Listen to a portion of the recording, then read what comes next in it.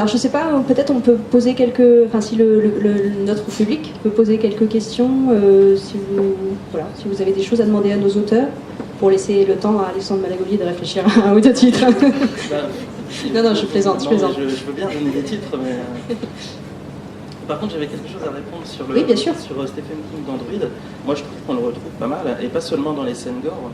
Il y a quelque chose dans la respiration du livre, dans le rythme. Moi, j'ai pensé à Stephen King en le lisant, effectivement. Pas forcément dans les scènes crash. Il y a quelque chose... Quand je cite Stephen King, c'est vrai qu'il y a ce côté horreur où il arrive à installer, enfin horreur qui est pas vraiment de l'horreur, où il installe une angoisse un peu lancinante qui est toujours un peu présente dans l'histoire, mais le gros point fort de Stephen King, c'est de rendre ses personnages crédibles. Et moi, c'est ce que je m'efforce de faire quand j'écris, c'est dans un monde complètement imaginaire, donc voilà, des gars sur des chevaux avec une forêt et puis d'autres types en face en armure, on pourrait se dire c'est difficile de rendre ça crédible. Si Stephen King l'écrivait, il arriverait à trouver les anecdotes, les détails, les petits traits de caractère qui font que ces personnages-là sont vrais et que vous n'avez aucun mal à vous dire ah bah oui, ce type-là existe. Et donc au-delà de l'horreur, c'est vrai qu'il y a peut-être ce côté Stephen King dans mon écriture, ou qu'on aime ou qu'on n'aime pas Stephen King, quand vous lisez ses bouquins, il y a toujours un personnage où vous vous dites ah ouais, lui je le connais, lui c'est mon voisin, lui il est vrai, ou voilà, lui c'est quelqu'un de ma famille. Et donc quelque part oui, ça se retrouve dans Druid, et merci pour le compliment. Alors y a-t-il des questions? Des gens qui veulent se lancer? Non. Oui, parlez très très fort. Il faut que tu monsieur. On vous entend pas là, je suis désolée. Il faut même que tu t'approches. Ouais.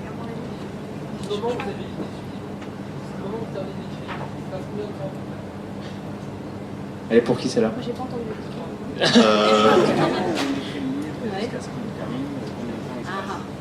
Bonne question. Alors, en ce qui me concerne, entre effectivement l'idée précise du truc et le premier jet, alors je dirais pas la fin du livre parce qu'en fait il y a pas mal de travail après de réajustement, mais en gros une année. Moi j'allais dire c'est très variable et ça dépend des bouquins, ça dépend des époques. Moi dans ma façon d'écrire, j'ai souvent en fait plein d'idées, parfois trop. Et je les laisse en fait, je les laisse mûrir dans ma tête pendant des mois, voire parfois des années. Il y a des idées que je traîne pendant des années avant d'écrire. Et une fois que je suis dans l'écriture effective, vu que tout a macéré, a travaillé longtemps dans ma tête, ça peut aller parfois très vite. C'est-à-dire que mon dernier bouquin, je l'ai écrit en 6 mois et il fait 700 pages et tout ça. Alors que Druid, j'ai mis quasiment 2 ans à l'écrire et en faisant plein d'autres choses à côté. Donc en fait, on ne sait jamais, ça dépend du contexte, ça dépend de ce que tu fais dans la vie à ce moment-là. Et donc je pense qu'il y a des bouquins qui peuvent s'écrire en 3 mois, il y en a qui peuvent s'écrire en 3 ans, parfois en 10 ans.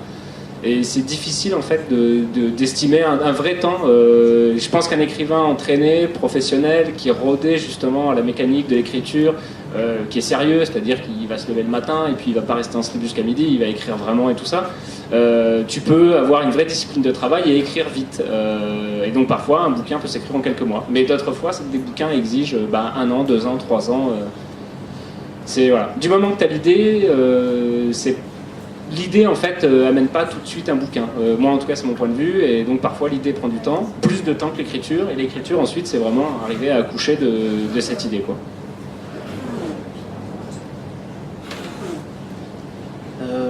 Pour ma part c'est extrêmement variable aussi. Il y a beaucoup de livres que j'ai écrits très vite, trop vite même certains. Et là pour Sanctuaire, je l'ai écrit assez vite aussi, mais il y avait vraiment eu une maturation assez longue avant, j'avais beaucoup de notes, j'ai beaucoup travaillé avec mon éditeur. Donc une durée précise, je pourrais pas dire, parce qu'il n'y a pas eu un livre comme les autres. Ça peut aller de quelques semaines à, je sais pas, 1 an, un peu plus d'1 an. Et sur les tomes suivants, alors de Sanctuaire, vous en êtes où? Vous êtes en travail, vous êtes en écriture? J'ai pas rendu le 2e volume encore, mais bon, ça ne saurait tarder. Il doit paraître à la fin de l'année. Y a-t-il une autre question? Oui. Parlez très très fort s'il vous plaît, mademoiselle. J'aurais souhaité savoir la suite de Sanctuaire, à peu près de quoi ça parlera. De quoi parlera la suite? Ouais, non.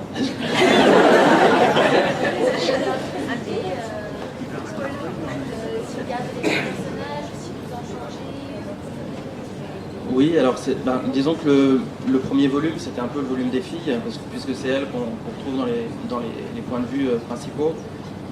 Dans le deuxième, elles seront toujours là, bien sûr, mais je vais plus plonger dans les deux personnages masculins dont on n'a pas encore vu les points de vue.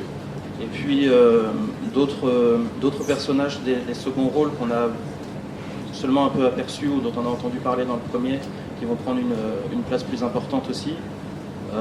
Bon, je ne veux vraiment pas raconter l'histoire, donc je ne peux pas en dire beaucoup plus, mais oui, ça sera les mêmes personnages quand même, bien sûr, la suite de l'histoire.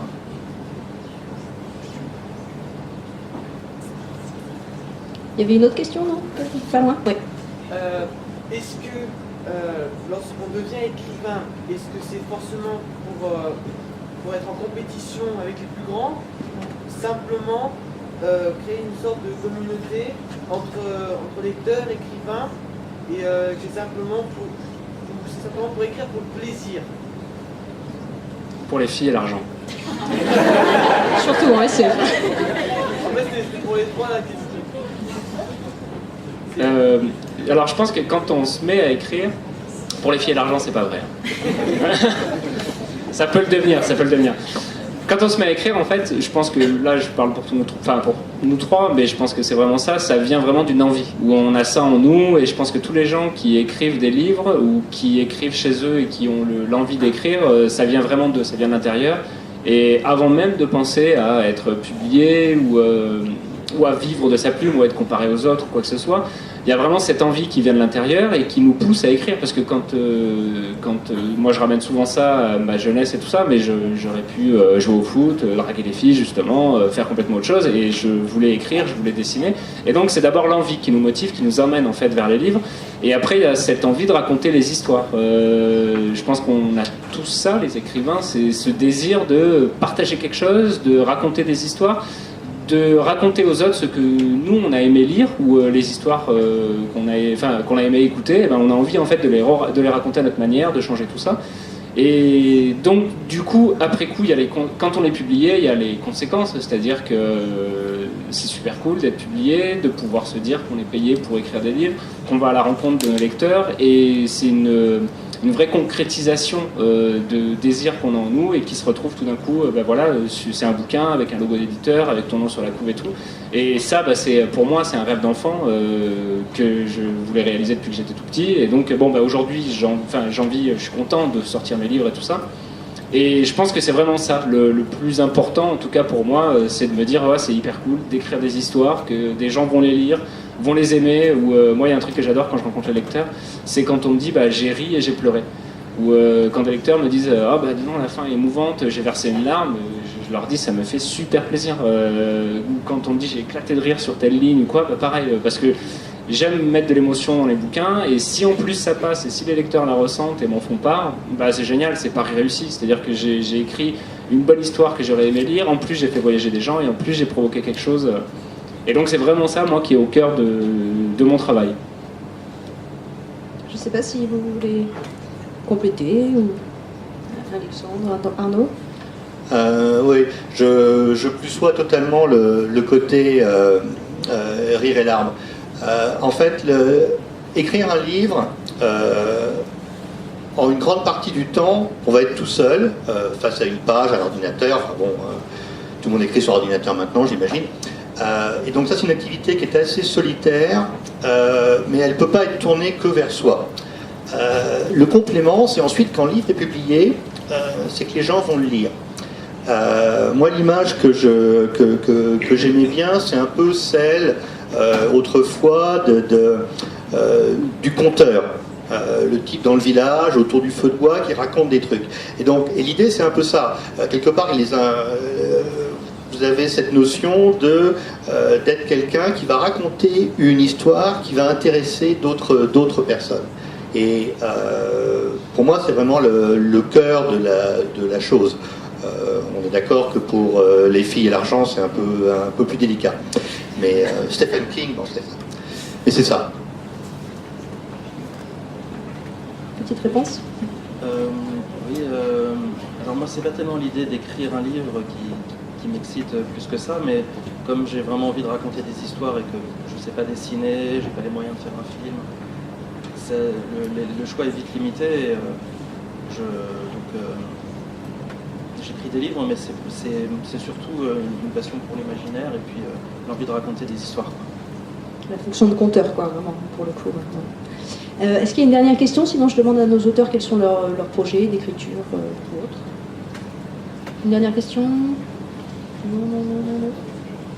Oui, monsieur. Monsieur, Très fort. je parlais beaucoup des conteurs, de raconter des histoires. Vous avez un petit peu évacué le style tout à l'heure, le travail de la phrase. Quand même, quel rapport vous avez par rapport à vraiment l'écriture, à fondre une phrase, une page? Parce que l'histoire, elle peut être là, mais tout commence quand il faut poser les mots. Alors c'est vrai que tout à l'heure j'ai dit le style importe peu, c'est pas vrai, le style importe. Mais ce qui est primordial, c'est ce qu'on raconte. Et